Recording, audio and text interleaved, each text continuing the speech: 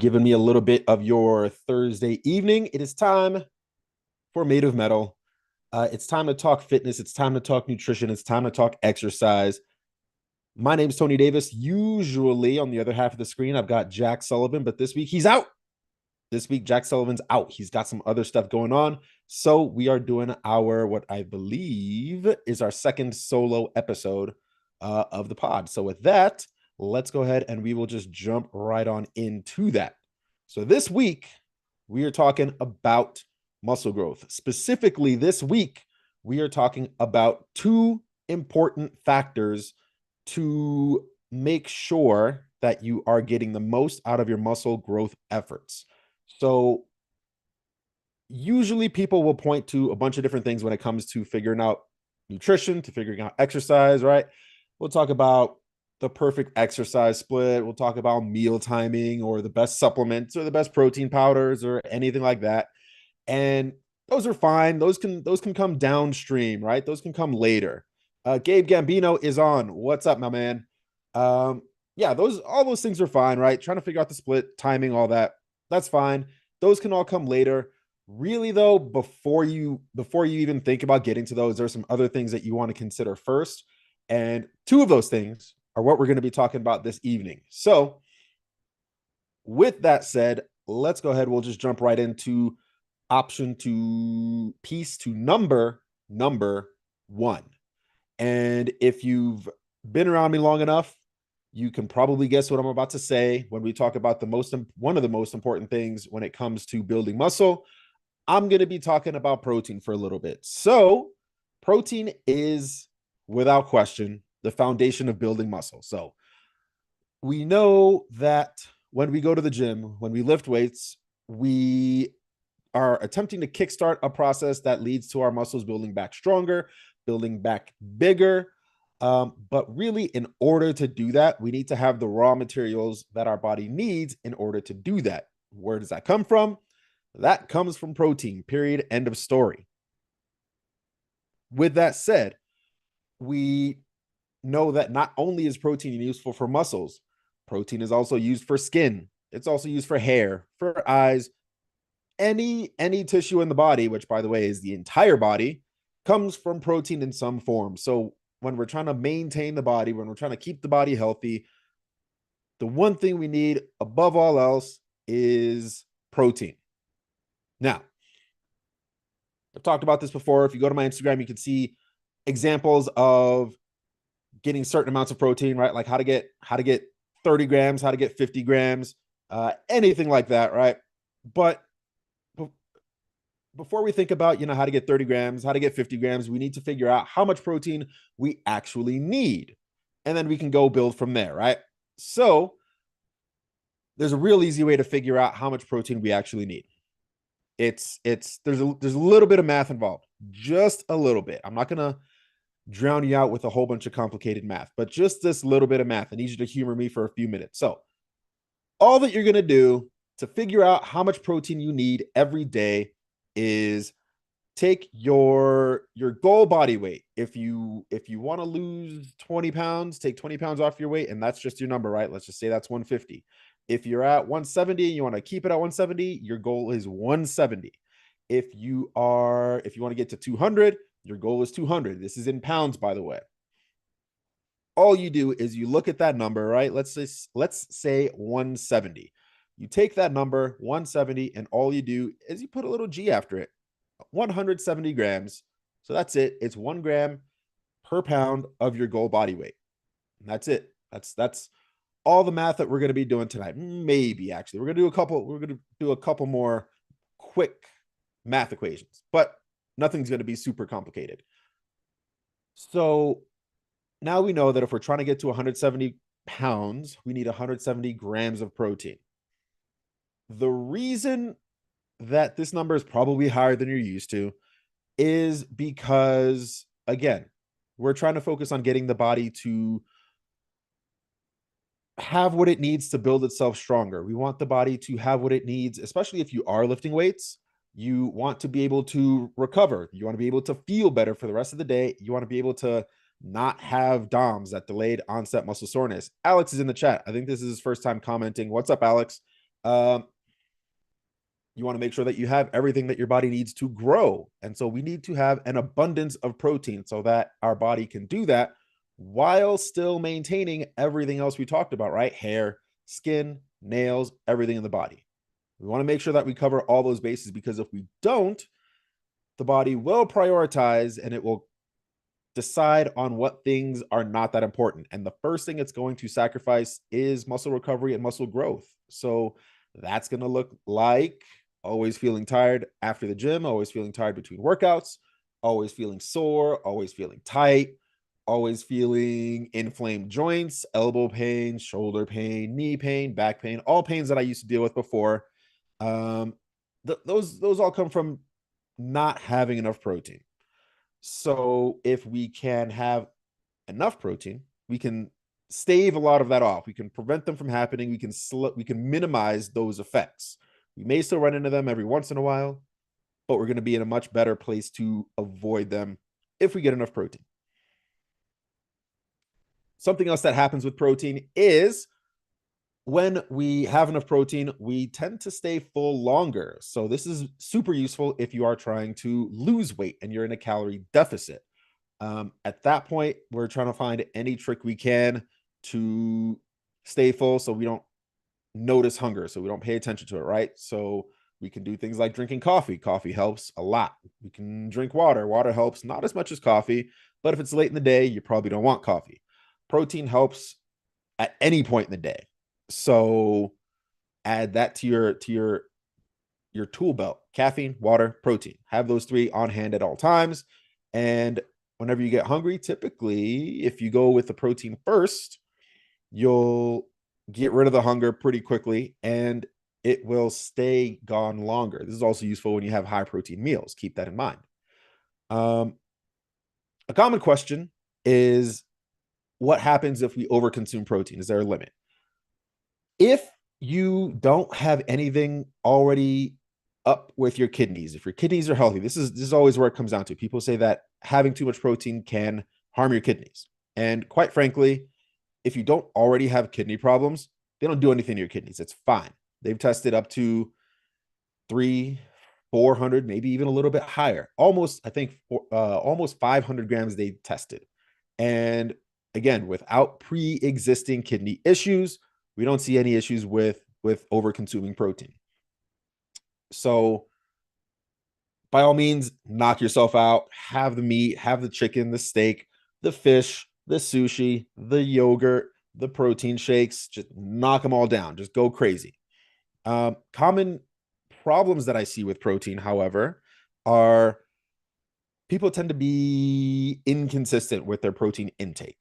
And with this, just like with everything else, with inconsistent exercise, with inconsistent sleep times, with inconsistent water drinking, when we're inconsistent with all those things, our results are inconsistent right in step, just to match up with that. So sometimes what'll happen is you'll have a person, they'll set a protein goal and they'll go, okay, I need to get 170 grams of protein today. I'm going to get it done. And they do. Knock it out of the park. They get 170 grams of protein. They don't feel hungry at all during the day. And they are aces, right? Boom. Fantastic Monday. 170 grams of protein, knocked out. Then we come to the next day and life happens, as I like to say. They wake up late. They get stuck in traffic. They're at work and they have a meeting that runs through lunch, so they don't have lunch, or they get stuck in traffic on the way home, so they don't have as much time to eat or plan their meals. And so we come back down to probably the average for protein consumption for people, which is usually somewhere around 80 to 100 grams.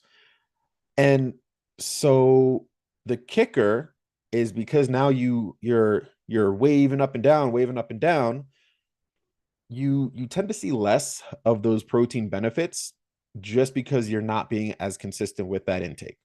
With overeating calories overall, the body has a mechanism to store over consumed calories, right? That's what body fat is. It's storing over consumed calories.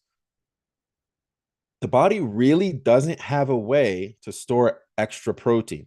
So even if you try to play the average game and you just want to go 200 grams one day and 140 the next day. Yeah, you're still averaging 170 grams per day, but because that 140 day on the second day, you're still going to be under consuming for that second day, and it's still not going to quite hit the same way. Because again, the body really doesn't have a way to store the amino acids that protein breaks down. It breaks it down, uses it. There's a tiny, tiny amount of storage, but it's really not enough to really bank on. And then it's gone, and then it's time for more protein. So that's one big mistake that I see. The other mistake that I see pretty frequently is not spreading intake throughout the day of protein, or really just of food in general. People are out here, right, trying to fast and trying to magically hack the calorie game by skipping meals or anything like that. And that's fine. That's a strategy. Usually what ends up happening is because people are skipping meals and not really properly managing their hunger before and after the fast, which there's a specific way to do that to make those fasts feel way less difficult than you're making them feel. And maybe that's a future episode. Uh, because that is not being done, you are super hungry. You're super food focused the entire fast because you're just waiting for 2 o'clock. You're waiting for that feeding window to open so you can just go crazy from 2 to 10 or from 12 to 8. And so what you'll end up doing is you just go overboard and you end up overeating calories anyway because you were hyper focused, you were super hungry. You probably got moody while you were fasting because, again, you didn't prep your body for the fast properly. What also happens is a lot of times people will come back and they'll say, I just don't know how I can eat that much protein. I don't know how I can eat 170 grams of protein a day or 150 grams of protein a day. And it's like, well, if we sit down and we plan it out, it becomes a lot more manageable. And I'll show you how in a minute. But when we don't do that, when we just leave it up to chance, what we end up running into is we get to the end of the day, we get to 7, 8, 9 o'clock, and we still have 60 grams of protein left because we were, for lack of a better term, half-assing our way through our protein and nutrition in general all day. And so when we try to have that much all at once, especially at the end of the day, we can feel super bloated. We can feel like we're going to pop because we're really just forcing food down at that point because it's just not a comfortable feeling. What we can do instead is sit down and apply just a little bit of math. I told you we're not doing difficult math, but we are doing a little bit more math. So let's say we are doing 170 grams of protein. I'm pulling up a quick calculator here. And if we go 170 grams of protein, let's say we're just going to do a standard breakfast, lunch, dinner meal type of a setup, right? So 3 meals a day, 160, divide that up by 3. We're looking at 56 grams of protein per meal, which, that, depending on the person, that can be a little bit on the high side. So we may want to consider breaking that up a little bit. And I'll show you how we can break that up here in a minute. But let's just leave that there for now. 56 grams of protein. So that's what we need each meal to be. So breakfast, lunch, and dinner all need 56 grams of protein in order to end our day at 170 grams. So if we can hit those 3 meals with that amount of protein, we're aces by the end of the day. We don't even have to think about it. So now all that we have to do is figure out, well, what do we usually eat for breakfast? What do we usually eat for lunch? How about dinner? How can we scale those things that we're already eating? So I'm not saying cut anything out, but the things we're already eating to that 56 gram target. So as an example, if you are like most people, what you're doing for breakfast is you're just going coffee donut, coffee bagel, coffee muffin, coffee something like that, right? And quite frankly, you're not really doing anything for your protein gain. So when you take that out of the equation, now you've skipped it for a meal. So now you have 2 meals left that you have to get 170 grams of protein. Now you're looking at 85 grams of protein per meal. That's a lot. That's a lot of protein. Instead, what we can do is look at what we can add to that breakfast to get us to that 56 gram target. And so there's a lot of things you can do. There are these I don't have one on hand, but it's these Premier protein shakes. Gabe, if you're watching, I know what you're talking. I know you know what I'm talking about. But there's these protein shakes. They're not even 12 ounces, and they're 30 grams of protein right off the bat. So you just drink it, you chug it, it's over before you know it, and or you can sip on it because they all taste pretty good. And you're set to go. 30 grams of protein right off the bat. They also have a coffee flavored one. They have like a cafe latte flavored one, which is my go-to because it also has a little bit of caffeine. So if you do like your coffee for the caffeine, boom, you can go that route right there. Um, so right there, you're at 30 grams. So you're already more than halfway there. So you can still add maybe some Greek yogurt to get the other 25, 26 grams. You can add some eggs to make some good headway there. You can add, I mean, if you want to break away from the traditional breakfast foods, you can do some steak, you can do some chicken, you can do some fish. At that point, if we're looking at about 25, 26 grams, you're going to be looking for about 4 ounces of pretty much any source of meat. Eggs, you'd be looking for about 4 eggs. So you can build the breakfast around that, right? You can have a bagel, put 4 eggs, either with the bagel, on the side of the bagel, have that with a protein shake. Usually what I do, because my mornings they're not chaotic, but I don't put a whole lot of time in them for breakfast because I usually just wake up, shower, go to the gym, is I have one of those Premier Protein shakes. I have this ratio protein, which is 25 grams. So again, right there, we're hitting the deal right there. And then I also have a bagel. I usually have a cinnamon raisin bagel, which I have normally. And believe it or not, those bagels actually have like another 9 grams of protein. So you add all that up together, that's 64 grams of protein. And that's on the low end for breakfast for me. So it's super doable. You just got to put a little bit of planning. Now, if you try this, and it just doesn't seem feasible, it just seems like way too much protein, you just have to adjust the meal plan. So instead of 3 meals, instead of a breakfast, lunch, dinner type of setup, break it out into some snacks and make those snacks super protein focused. So let's say you take 170, again, bring that number right back. And now let's say we're going to divide it by 4, just for the sake of balance. Now we're at 42.5 grams. So now we're making some pretty good headway, right? So now if you just look at my normal breakfast, you can take that Premier Protein, you can take that bagel, and you're at 39 grams right there. So you're already super close. You can kind of just cut that there and you'll be set. So it doesn't even, so you're at a good breakfast, decent energy, takes no time to cook, which means there's no cleanup. And you can have it in the car on the way to work. You can have it at work once you get there. It takes you a few minutes to eat. Done. And so then you just do the same thing with your lunch. You do the same thing with your dinner. You do the same thing with your snack. You figure out how to get to that protein target first, and you build the rest around that. When we make that commitment, when we focus a ton of our energy nutrition wise, which shouldn't really take a whole lot of your energy overall over the course of the day. You should be able to just look at your diet. You should be able to pick your meal, set up your meal, and then just go on with the rest of your day. You shouldn't leave lunch starting to think about dinner for those next 4 or 5, 6 hours. You're doing it wrong if you're thinking about it that obsessively. Just have a plan. Cool. This is what I'm doing for lunch. Lunch is done. Cool. I already have dinner planned. We'll think about that when we get there because it's already planned. So you just put it out of your mind, off to the rest of your day. When we focus on that and we put that strong emphasis on protein, we make dieting overall easier because again, it keeps you full longer.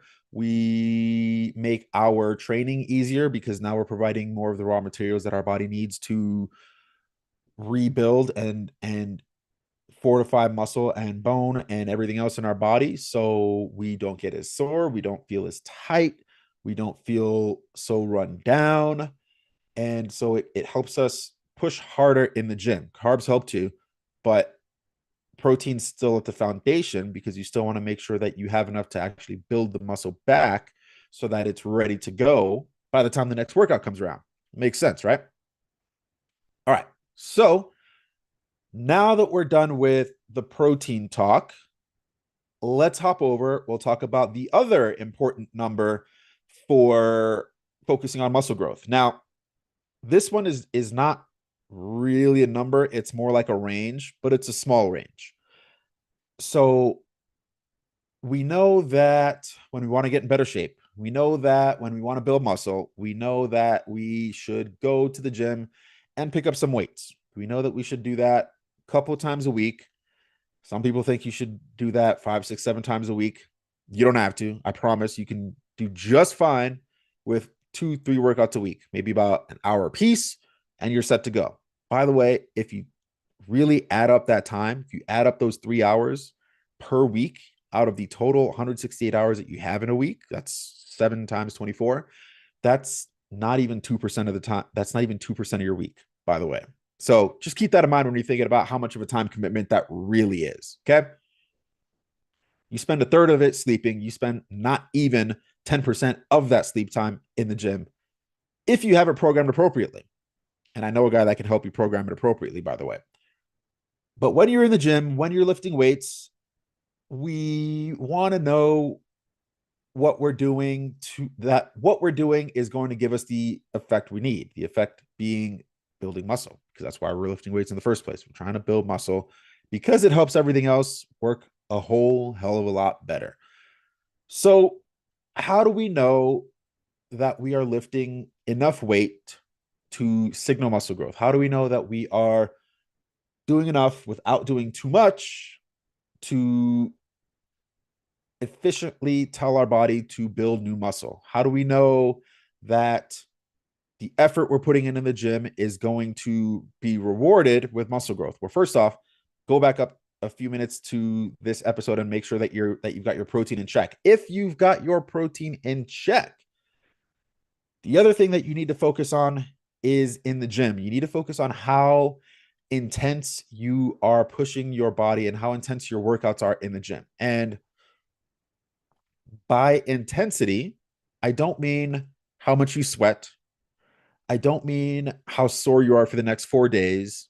And I don't mean how slowly you have to crawl out of the gym because you just had that kind of a leg day.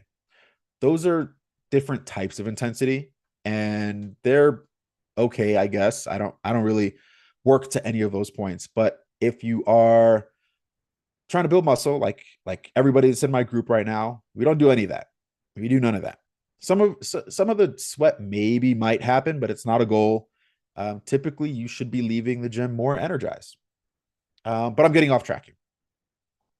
How to know whether or not we're lifting enough weight? There's a concept known as RIR, and that's the acronym that it comes down to in the lifting world. And simply put, that just stands for reps in reserve. So if you think about a set of an exercise, right? Let's think about bench press, just for the sake of simple example. We all know what it's like if you've been in a gym to take a set of a bench press or something on a machine and you just push it to failure, to that point where you just cannot complete another rep. That is considered RIR 0, because you would have 0 reps in reserve, because there's no way that you could complete another rep on your own with good form of that exercise with that weight. So that's a 0 RIR. For the purposes of building muscle, what we see is, and this is what I've seen across the board with anybody that I've worked with, in order to properly signal that muscle growth process, we typically want to stay in that 0 to 2 RIR rep range. So what does that mean? That means that you're basically getting to the point where you have no more than 2 reps left in reserve when you re-rack the barbell or when you put the weight down on the machine or anything like that. So you're getting decently close. And for the best results, you want to hover between 1 to 2 RIR. So you really don't need to spend a whole lot of time at that RIR 0, that total failure point. You can if you really want to, but I've seen that going there too often lengthens the time that you need to recover before you can get back under that exercise and before your body feels recovered. So usually you can shave that rep off, just do a 1 rep in reserve, so an RIR 1, and you'll still get just as good a result without feeling super tired, without feeling super fatigued, and without feeling like you need days to recover. How do we know what that looks like though? What is a true 1 RIR? There's a couple ways to do this. One is to spend some time flirting with that 0 RIR point so you can actually understand, one, what total failure feels like, and then two, focus on what those last 2 or 3 reps feels like so you can understand how your body reacts and how your body responds to getting really close to failure. Typically, what it looks like is the weight or the machine or just the speed that you're pushing with gets a lot slower than it did at the beginning of the set. And it doesn't matter how hard you push, the weight's going slower regardless. So if you think about it and you push a weight, again, let's just stick with bench press since that's the example we laid out. If it takes you 1 second to go from bench press on your chest to straight arms, it takes you 1 second. That's your starting pace. So in order to get close to failure, you really want to get to a point to where when you come back down here, it's slow. It doesn't matter how much you're putting into it.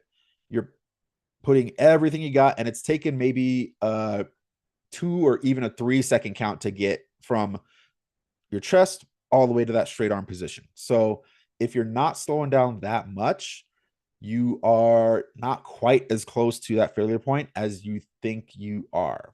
And the further away that you are from failure, the less you're going to see muscle growth wise. You'll still get other results. You can still see strength increases without going that close to failure. You can still see form increases. You can still practice technique. You can still do all those other things, and that's great. So there's merit to all of those, right? But if you are focusing primarily on growth muscle, you want to get close to that failure point. Now, the other side of that is when you do that properly, when you properly get to that 2 or that 1 RIR mark, you really can't do very many sets. So you can't do 5 sets of an exercise, not counting warm-ups, by the way. You can't do 10 sets. You can't do 6 sets. If you're really pushing, you can't even really do 4 or 3 sets. So if you're doing it well, you can do 1 to 2 sets is really all you're going to get out of an exercise after you properly warm up and really push to failure. So this is another way that you can tell if you're getting close to failure. If you have a weight, let's say 150 pounds, because that's just where we're living today. We're living in that area, right? Let's say you have 150 pounds and you should be doing it for, let's say 6 reps. 150 pounds, 6 reps. You unrack the bar, you do your 6 reps, boom, you put it back, you rest for your 2 minutes, and let's say that was supposed to be a 1 RIR, right? So you should have stopped the set when you had 1 rep left, maybe. If you could get back under that bar and do another set of 150 at 6, and it doesn't, and you don't think that you might fail that 6th rep, you didn't push hard enough in the first rep. You just didn't. So the way that I work with this in my groups is what we do is we actually do what's called a down set. So you do the first set, 150 pounds, 6 reps. We then come back, and so that we can make sure we can get 6 sets again, we'll actually we'll lower the weight a little bit. So typically I'll lower the weight by about 10%. So you go from 150 to 135. You do another 6 reps. And what I tell everybody is you should be landing somewhere in the 6 to 8 rep range. So you should get close to that same rep number from the first set. It's okay if you go a little bit higher, but if our range is 6 to 8 and you can get like 9, 10, 11 reps, you absolutely left way too much in the tank on that first set. Come back, you can add more weight. You can go 155, you can go 160. Really, if you're getting 10 on that last set, you can probably go to 165. I'm just saying you're undercutting yourself. So if you are struggling and figuring out why you're not seeing progress in the gym, why you're not building muscle, try that out, see what happens, get back to me, let me know what you found. Now if you were listening Gabe says by the second heavy set, he gets smoked. Gabe's in my group. Gabe's one of my first clients in this group dynamic. Yeah, that's how you know, Gabe. And anybody else listening, that's how you know that you are doing this properly. If you get to the end and you're like, man, I could probably do a third set or a fourth set, you didn't go hard enough. Sorry. I like you can scale back the intensity so you're further from failure and you can do 4, 5, 6, 7, 8, 9, 10, 12 sets, whatever you want to do. Um, One, that's just going to take way more time. And if you're like me and most other people that I work with, we don't want to spend 2 hours in the gym. We don't want to spend 3 hours in the gym. We just want to go and spend kind of almost the minimum amount of time that we need, get in, get our work done, and just go home. Because we got other stuff that we got going on. We got dinners, we got families, we got books to make. We got all this stuff that we got going on. We don't want to spend 2, 3 hours in the gym. If you do, awesome. This probably isn't for you anyway, because you're probably focusing on other goals, which is great. Again, here we're just talking about muscle building. So if you noticed, I said when I was painting the example, I said 6 reps. There's a reason for that. There's a reason that I said 6 reps. There's a reason I didn't say 8, 10, 12, 15. There's methods to my madness. So in my group, we don't go over 8 reps. We really hover around like the 4 to 8 rep range. There's a good reason for that. And the reason, quite frankly, is that's a low enough number of reps that we can still get high quality work and still maximize that muscle growth signal. We can go into that. That's a long future episode. But the short version is there's a concept called mechanical tension, which is the phenomenon that I described at the end of those sets where you're pushing with everything you got. So you're trying to max out your force. You're trying to move the weight as fast as possible. And despite your effort, the weight is crawling. The weight is going super slow. That combination, that high degree of force output with slow weight movement is the mechanical tension we're looking for. So the way that I design my sets is to get us there as fast as possible, because anything before that's kind of junk anyway. We don't really need it. If you do your warm-ups properly, that's where you're practicing your technique. If you're doing your warm-ups properly, that's where you're practicing tempo. By the time we get to our working sets, our goal is very singular at this point. It's just do what we need to signal muscle growth. So usually that's about 4 to 8 reps. And usually you should be getting to that point where that second set is really tough to do. If it's impossible to do, even better. Gabe says, if you got 3 hours every day to lift and you're not an athlete, you don't have a job. Yeah, quite frankly. Yeah, I mean, maybe. The only people that I've seen that can really spend that much time in the gym are people that work part-time, people that really just don't have much else going on. Students can do it too, because they just have homework to do after school, so they'll spend a ton of time in the gym too. Again, like Gabe said, athletes too. So athletes that are being paid to do their sport so much that they don't need another job. So all pro athletes, right? Olympic athletes, they're being paid by sponsors and companies to be the best that they can be for their chosen sport. So if you're not any of those people, you probably don't want to spend that much time in the gym. I love lifting weights. I love lifting weights so much. And I don't want to spend more than an hour in the gym. After, like, there's almost this innate sense where once it gets past that hour mark, I'm like, all right, there can't be much left to do because I'm starting to run out of mental steam. I'm running out of physical steam. I'm getting ready to go. So like, that's just what it is, right? Common mistakes that I see with this approach, obviously, like I mentioned, is people stop too soon. They're leaving reps on the table because it starts to feel hard, and so we think that when it starts to feel hard, that's when we should stop. When it starts to feel hard, because that's when we start signaling to build muscle. When really, when it starts feeling hard, that's where the set begins. So if you're doing a set of 12 and you don't really feel much work that you need until rep 6 or 7, which, hey, guess what, that leaves 5 to 6 reps. That fits right into the rep range that I set up. Weird. When you don't feel like it's really challenging until halfway through, until rep 6, rep 7, that's when it starts working until you get to the end, provided you're getting close to failure by the end of the set. Um, so that's the other advantage of keeping the weight high so that we can shave reps off, spend less time in the gym. And what that does is we basically start at the hard reps. So that first rep is already challenging. And so from there, every rep just gets harder and harder, but we're only doing like 6 reps, 8 reps, maybe at the beginning of a program when we're still trying to get familiar with the movements and we're still trying to gauge and understand failure. But once we're done with that phase, the reps come down to like 6, 5, maybe 4 if I'm feeling frisky with everybody. But I mean, that's just the way we roll. And I mean, it's working for everybody. So yeah, I mean, the another thing that I see a lot for people that make a mistake is they try to go past failure. They go past zero RIR. You can't go past failure because if you got there, getting to failure means you can't do another rep of that exercise at that weight.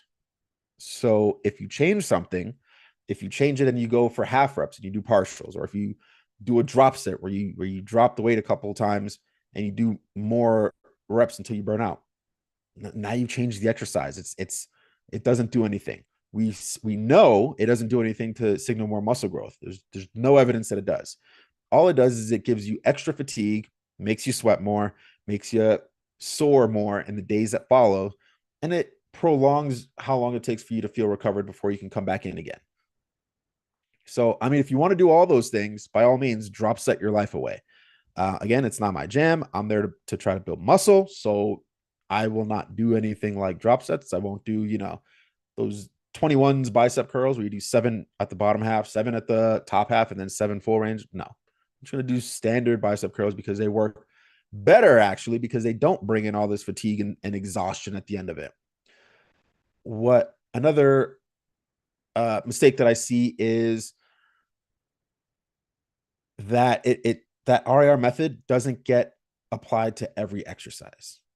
We think that because this muscle is smaller, that it somehow works differently, that somehow muscle growth works differently for, the shoulders or for the biceps or the triceps, that it works differently compared to the pecs, to the back, to the legs, the quads. And it really doesn't. It works the same way in all the muscles. They're all muscle. They all respond to the stimulus the same way. So you still want to have that RIR approach. You still want to get everything close to failure. Again, you don't need to go all the way to failure unless it's new exercise and you are trying to just get a feel for what the exercise feels like at failure. Moving on, we could talk about how to actually dial them in, right? And again, right, we went over everything. So it really doesn't have to be complicated. So most people get lost in all the specifics. They try to dress it up and make things as perfect as possible, where realistically it's better to just get to 90% of the way there and then just hit it with 100% ferocity and effort than it is to sit on the couch and constantly just try to get to that 100% and not getting up until you feel like you're there. You just won't get anywhere because you're stuck on the couch. So, right, we've talked about how to dial in protein. We've talked about how to set your protein goal. We've talked about how to break that up into the number of meals that you're going to have that day. And we talked about how to even break that up and add in a snack if you feel like that number is too high to accomplish per meal. And that's all you need to do for protein. That's it. You don't have to worry about the you don't have to worry about the cut of meat. You don't have to worry about the timing of the meal of whether or not it's 45 minutes from your workout. It doesn't have to be 30 seconds after you put the last set down. Doesn't necessarily have to be first thing in the morning, but if you are struggling to get all your protein in, taking tricks like that, like having protein first thing in the morning, having protein right after your workout, those are tools that can make that a lot easier. So keep that in mind. We also talked about the RIR system and how to use that to make sure that we're pushing the body enough to get the muscle to grow.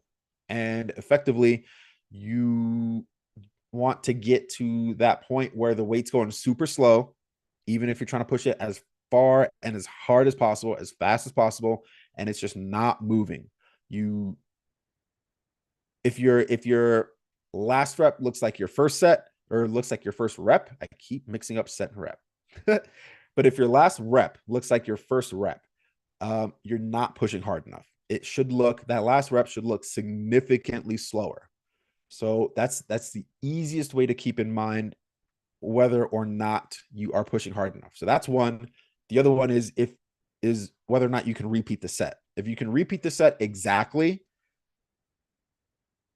then you have not been pushing hard enough. And you were not pushing hard enough in that workout, which means there's a significant chance that you haven't been pushing hard enough all along. So play around with failure to get more familiar with what that feels like. Pay attention to what those last couple of reps feels like. More importantly, so that you can regularly get to that point in your workouts and make sure that you are getting enough protein to support the work that you're putting in the gym. With that, I mean, basically, that's it. Like you really don't need to do a whole lot more than that. We can talk on another episode about how to build a workout, which we can. There's lots of ideas I have about that, and I simplify that when it comes to building programs for my group too. Yeah, I mean, there's things for that. There's tricks and all this for how to make meals more protein focused. We can have an episode about that. But I mean, realistically, the first couple of things to do is make sure you're getting enough protein, make sure that your training is intense enough, and that's start there. Don't do anything else. Don't do anything else. Don't worry about the exercises you're doing. Don't worry about if you're eating after 7 p.m., which is an insane myth that needs to die a fiery death. Just get your protein in, get to the gym 3 times a week. I am a huge fan of the full body approach where you go into the gym and every workout you work your entire body. So do that. Go pick an exercise where you push the weight, where you pull the weight, where you squat some weight, where your hips hinge. So it's more of a glute exercise. Squat, lunge, push, pull. Get some cardio in on the days in between. And that's really about it. Like start there. Start super simple. And I mean, that's it. So really, if you're already in the gym, try the RIR approach for the next week. Just give it a shot. Just try playing with failure a little bit. First off, just when you get to the weight, when you get to the exercise, just take whatever weight you're going to use. And I know, the workout's going to say do 8 reps, do 10 reps. Just push and see exactly how many you can do. Just go all the way to the end. This is a lot easier to do if you have a machine, quite honestly. So if you are using a machine chest press, I would highly recommend that there. If you're using a barbell bench press, I would recommend having a spotter. Or if you're lucky enough, you've got access to a bench where they have safety set up so it can catch the bar when you do fail. You can do that as well.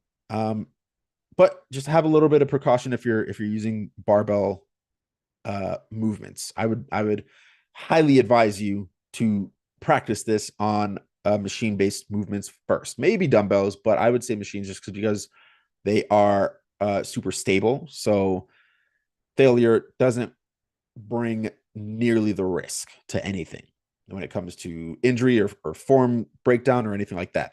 But just see how far you can actually go. It says 10, get your 10, keep pushing and go and see exactly how far you can go. Check that out, try that. Or you can try the double set method, right? You do your first set, rest, do your second set, see if you can repeat that second set. If you can repeat the second set, and especially if you can repeat it a second time for a total of 3 sets, all the same weight, all the same reps, you're absolutely shortchanging yourself. So your programming needs work, dude. Like that's all that means is you just need to scale up the intensity, which I just gave you some ideas for how to do that. So if you've got questions about how to do that, you want more info on how to plan those workouts, more info on how to plan that protein, shoot me a message. You can find me on Tony Davis on Facebook. If you head to Instagram, you can find me there at Tony Davis Coaching. You can find me on Threads at Tony Davis Coaching. You can find me on Twitter or X, whatever you want to call it, at Tony Davis Lifts. And you can also see this episode on the Made of Metal YouTube page because we are now live there as well. And if you are watching live, I know we got both Gabes. I saw Gabe Rodriguez in there a little bit as well. We appreciate both you guys hopping on. Alex, too. Thank you so much. We appreciate all of you. And I say we because Jack's still here in spirit, even if he's not here physically or virtually, as it were, since this is done over the internet. And if you are watching this in the future, all those offers still apply. So you can still reach out to either of us. Jack Sullivan, by the way, if you want to find him, that's his name on Facebook. If you want to find him on Instagram, you go to modern__strength on Instagram. You can find him there. Otherwise, we'll catch you next week. Jack is probably going to be back next week. We'll see. But whether he is or not, we appreciate you. We love that you're here, and we will catch you next time.